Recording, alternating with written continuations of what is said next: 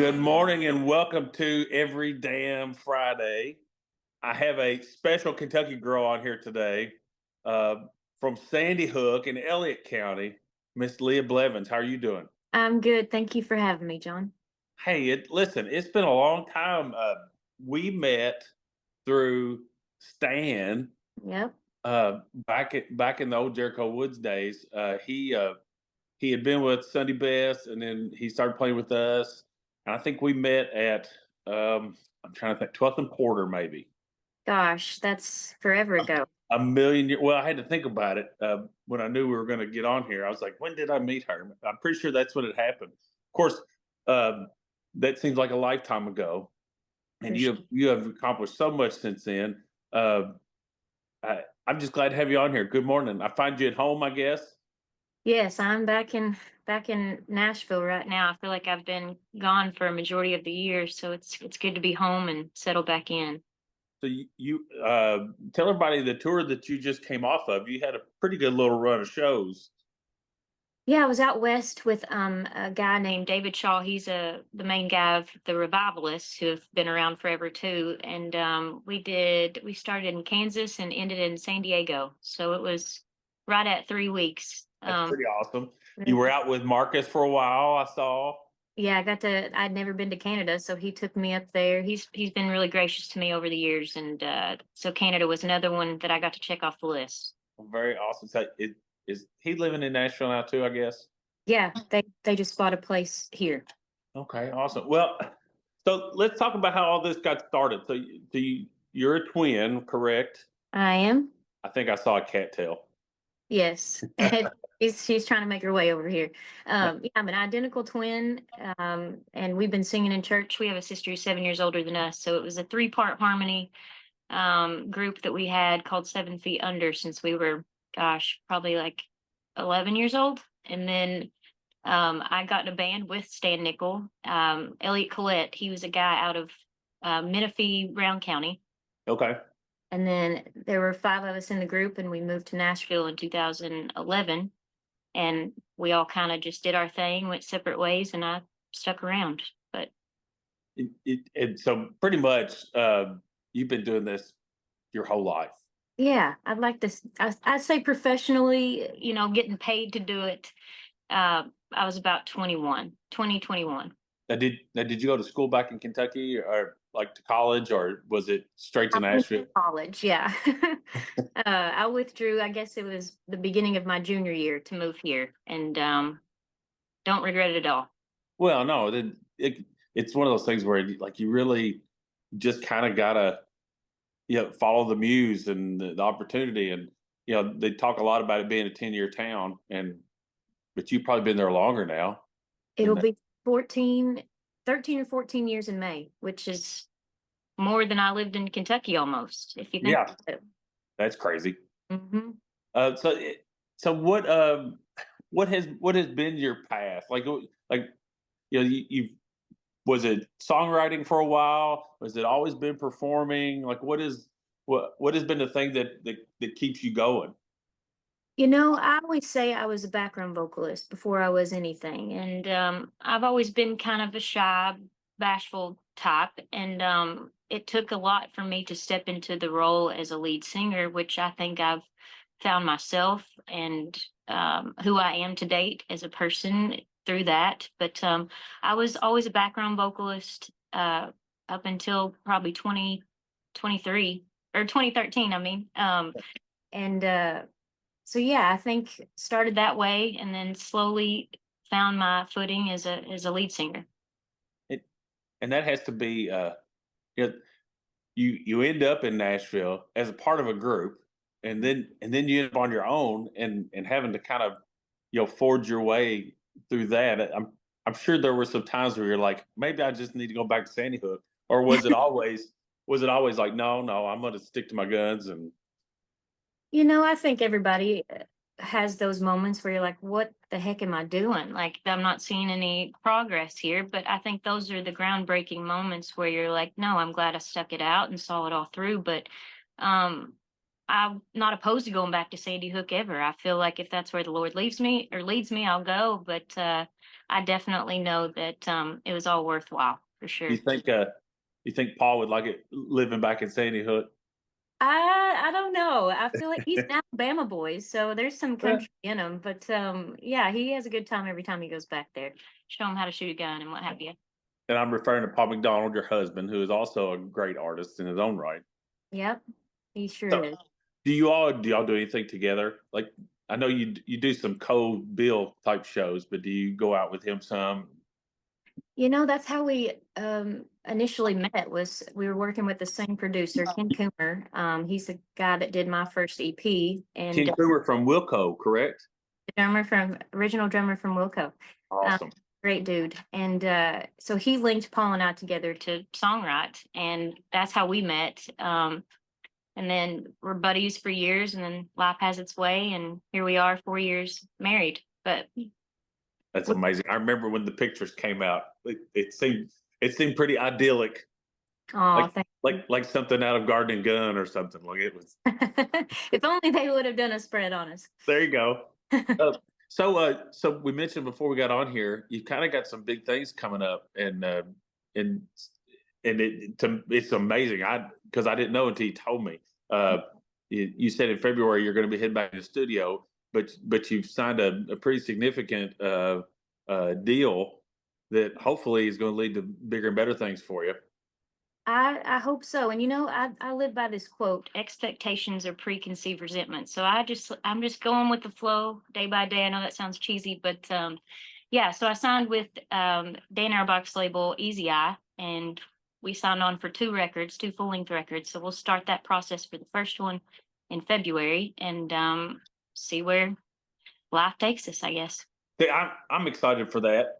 Just just because the progression of your music, it started out very much like singer songwriter and Stark and just you and a guitar, and then it's kind of moved through some other phases, and but you seem like an analog person to me, kind of an old soul. And Dan is definitely, he likes old amps and old guitars and tape and all that. So I imagine that there's going to be some really really cool things that come out of that collaboration. You know, man, this experience has been extraordinary for me, simply because in the past I would go back to the vault of songs that I have and kind of pick and choose what may have been cohesive, you know. And this process we wrote for the record, and it was just a different way of doing things, which I don't know if I could go back to the other way. It just feels like the intention is different. Yeah, because I've done it both ways, where you toured songs for a year and then you went in and recorded them after you kind of, molded them into whatever. And then Hmm. I went in and written songs in a studio. Uh, but it seems like in this situation, like with a guy like Dan, kind of behind the wheel, you've got a little bit of confidence to say, you know what, I could like really like kind of dive in and do it the right way, like as an artist. Sure. It just feels like you're a master class with songwriters that, you know, have lived and have lived enough life to really tell a different type of story. You know, it's almost separating myself from the song in a way where it's like I'm not only writing about my experiences, I'm truly telling some form of a different type of story. And that feels unique too. So I've spoke to some young folks on here, and I've spoke to some people that are older than me, and um, in today's music, where there's so many people that are just kind of bursting on the scene through social media or whatever, you know, 21-year-old Leah probably wouldn't have been equipped for this opportunity. Not even close. And I wonder, I guess what I'm trying to say is ageism is still definitely a thing. I'm 45 years old, and I'm probably too old to be on the CMT, or I'm not very good at TikTok and all those things. Uh, but I do think that when it really comes down to it, and people are wanting substance, Hmm. it can't. It's really hard to get that from these kids, right? Which, Sure. which I think they're all super talented and all that. but I think your path has definitely led you. It seems like there's been an arc, and that maybe that everything that's happened has led you to this opportunity where you're going to have this great producer and you've got all this great experience. It feels very much parallel, and I think that's the beauty of just like what we were saying earlier, to echo that, like just continuing to show up, whether that's music career or not. It's like just life in general. And there's been times when I haven't shown up for myself, and these opportunities could have come about and I wouldn't have again been ready. But I think it's really being disciplined as a person, and then the rest will kind of fall into place. And then kind of, like you said, kind of give it to God and let him do his thing. And, Right. uh, you know, Right. it's I was talking to a fellow the other night, and it's like, I hear him talk about like yourself 5 years ago would have killed to be where you are right now, but day to day, it's really hard to have that kind of perspective, especially living in Nashville. Mm. I'd say with all the success around, and all the artists and all, it's really hard to not look at other people and go, man, I could have 100% done that, or I would have been great for that tour, or what is it like being kind of right there in the epicenter of all this, and how does that affect you know your choices and how you do things? I just think, it's human nature to want things that other people have. I just think it's more in our faces at this day and age. And again, it's the discipline, like get off your phone. Take the opportunities that you are getting and treat them as precious as they actually are in the moment. You know, and I find personally, I'm never satisfied with anything. So I feel like I'm trying to be more aware of that and allow myself to just be in the moment. And again, easier said than done, but it is a practice. I found that I'm allowing myself to be happy for others more than I ever was before. And it just feels good, personal, you know? Just cheer for them, and that has to come back. It's good juju. Uh, let's talk about some of the really cool shows that you've gotten to play. First of all, the Opry. Still processing that happened. I mean, a little girl from Elliott County. I mean, Makes me emotional, man. I'll tell you this much. My granny was a coal miner's daughter from West Virginia. And she was obsessed with Loretta Lynn. So she took us to Butcher Holler, I'd say, a handful of times as kids. And we always watched the Grand Ole Opry on Saturday or the weekends with Granny and Papaw. And my family had a gospel group growing up. So it's just very full circle, to sound cheesy again, but it's just like one of those things where like I did that, and I feel like I did that because my granny and papa instilled the importance you of it. did it for all of them. Like Yeah. that was like this big family accomplishment. Yeah, exactly. It was a victory for my small town, and just everybody that, kept pushing me to do this. I feel What like, about some of the other venues that you played? What have been some of your favorite places? oh man, I mean, again, being a small kid or a small town girl, and as a kid always wanting to do this. I've been to Europe, places I never thought I'd get to see or step foot on that type of ground, and some theaters that I've got to play. The Messy Hall is about as starstruck as I think I've gotten. Especially stepping out there with just an acoustic guitar. That's the most vulnerable you can get. Oh, And yeah. I don't know, man. There's too many to list, I feel like, at this point. But do you feel like you get a chance to enjoy that? Like, I know when I was out there banging around, it's like if you were on the interstate, you straight from the interstate to the back of the venue on, into the green room. Like, do you take time when you're in these places to really kind of soak it up? And I try to, and as you know, touring is not for the faint of hearts. It's like that's not normal to be doing that, but there's nothing else I'd rather be doing. So it's one of those things where again, you just got to treat it like it's your last day on the earth, and enjoy every part of it. what what can we expect from this record? Obviously you've already got the songs written. Like, is there a certain kind of vibe you're going for? I mean, I think we'll know more once we get in there. There's a lot of surprises in the the making of all this. Like a lot of the time, I didn't know who the songwriter was going to be in the room with me. I don't know who the band's going to be. We've got we've got some visions as far as like each song doesn't. It's not going to sound the same, which I find compelling. And it's definitely going to be more stripped down. The vocals going to be at the front, and um, I don't want to pinpoint anything. I feel Right. like Yeah. I think I'm just going to So, let. so did he kind of orchestrate that? Like, hey, I've got you a right with this person, and just really trying to like come up with a a big group of songs. Like, do you got like 20 or Yeah, 25 that you're cutting from? yeah, we have a total of 19 right now, and we'll do a record of 12. So, yeah, I feel like these songs are nothing like I've done before. So that's refreshing in its own right.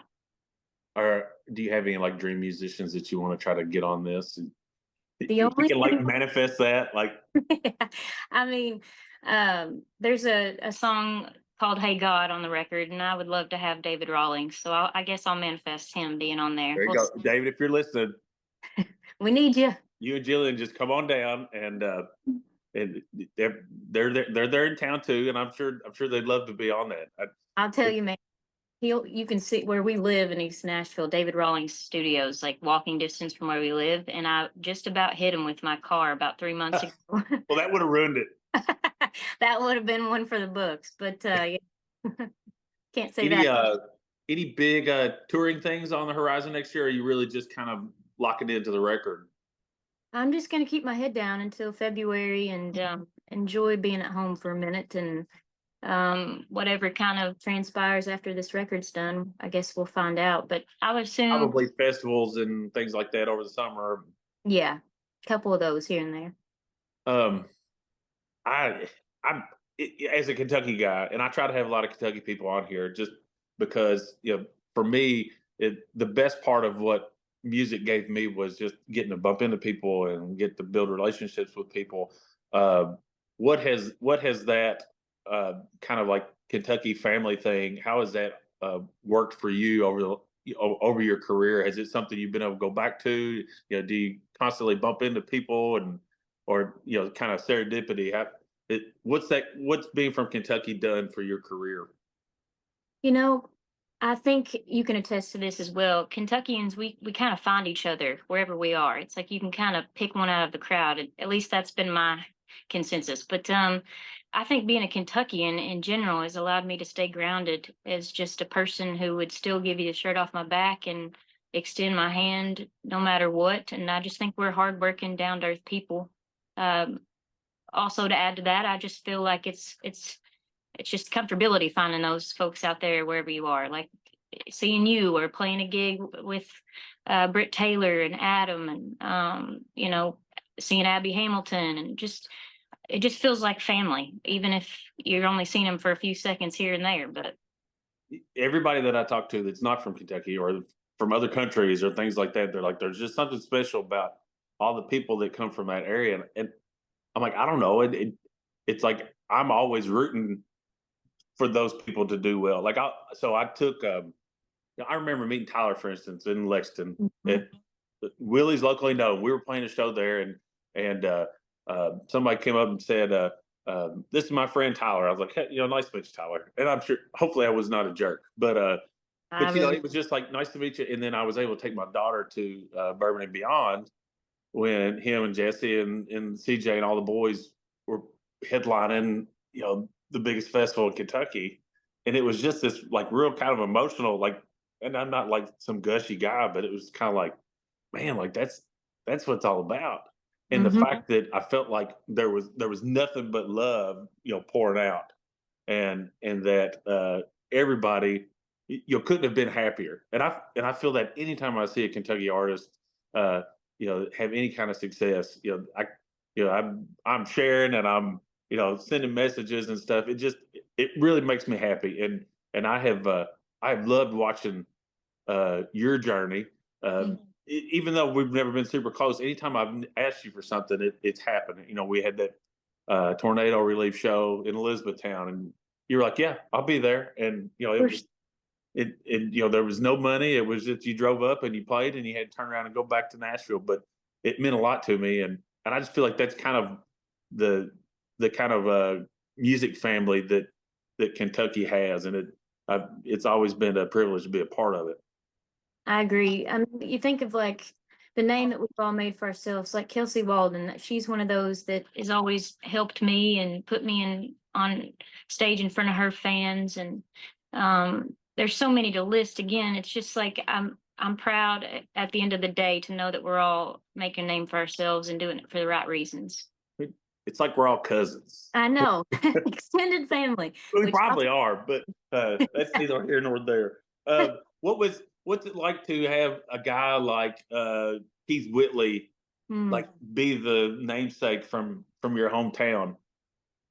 You know, it's wild, and I don't tell this very often, but my great grandfather, Urshel Justice, dated Mamaw Faye, his mother, off and on for years, kind of like unsaid courting, if you will. But Uh-huh.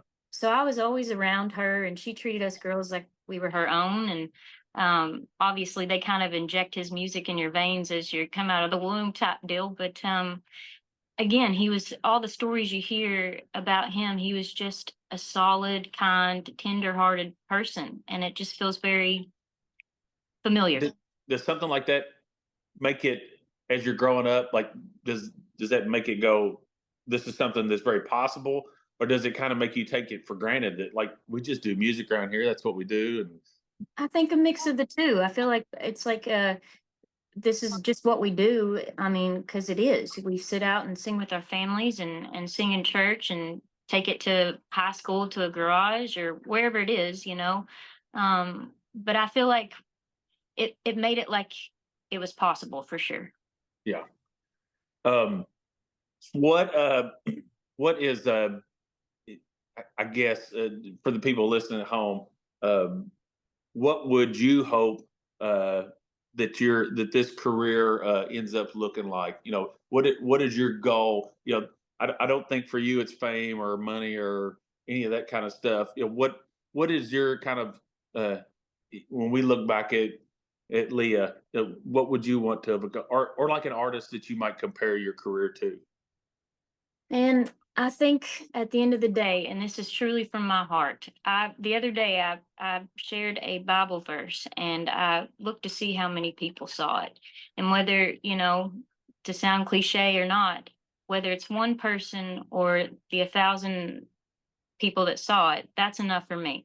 And I just want the kids and women and men and anyone out there to know that they're worth. And because I don't really share part of the behind the scenes of my journey, but there's been plenty of times where I've doubted myself, still do. But I think it's more or less my goal in life is to connect others and allow them to be seen when they maybe don't want to. And I see my career simply being just that. It's like, yeah, it'd be nice to have some money in my bank account and not have to worry about buying certain things, but I do think at the end of the day, I just want to continue to be myself, whether that's me crying on stage or jumping with joy. I just think it's being in the moment, realizing that this life is so precious and allowing others to see, that in themselves. Do you feel responsibility as a female artist to kind of carry a torch for other young women as they're trying to kind of traverse all this stuff? Certainly. I think that we all have to kind of see life at that view. It's like we're carrying the torch for somebody, whether it's, your sons or today's my niece's 14th birthday. And I mean, I just see her as this beacon of light and I don't want that light to ever be dimmed. So, yeah, I think that's really it. We're all doing it. We're all in this together. And it's truly that simple. I think we don't have to make it as complex as we do. And we don't have to isolate ourselves and we all can win together at the end of the day. I agree, and I think that's the neat thing too is that they're, you know, if we're talking about, fans and things like that, there's this is a hard time to put music out. There's a lot of noise and there's lots of, you know, what do they say? There's 150,000 songs uploaded every day or something like it's crazy. And but I think there's enough ears for all the songs and all the artists and there's definitely you've probably got your tribe out there that you feel like these are my people. Uh, but I think as long as you're doing what you're doing, you're going to find those people, and they're going to find you. And I'm super excited about what you have going on. I mean, uh, like I said, you surprised me with that news, and I that's that's going to be amazing. I'm really stoked about that. Me too, man. Thank you. Well, hey, I don't want to keep you too long this morning. Um, Tell everybody where they can find all of your good stuff, your website, all those things. Sure, everything should be linked to leahblevinsmusic.com, and all the socials should be the same. And yeah, new music coming next year, which is exciting. Uh, Merch and old records and all that stuff available for All, purchase. yeah, Guys, and that's the one thing. You can stream it. That's awesome. We like looking at our Spotify numbers, and that's great. But go buy the vinyl. Buy the CD, buy the T-shirt. Go to the show and buy the tickets. Uh, you'll never regret that, and you're pushing these people down the road and getting them to the next town, and that and letting them keep doing what they're doing, that's keeping exciting. them from having to go get a job waiting tables. So, uh, Leah, thank you so much for being on here with me this morning. I wish you the best of luck. I cannot wait to see what 2025 has in store for you. Me too, man. I love you and I appreciate you so much. Thanks for everything. All right, thank you. Have a good day.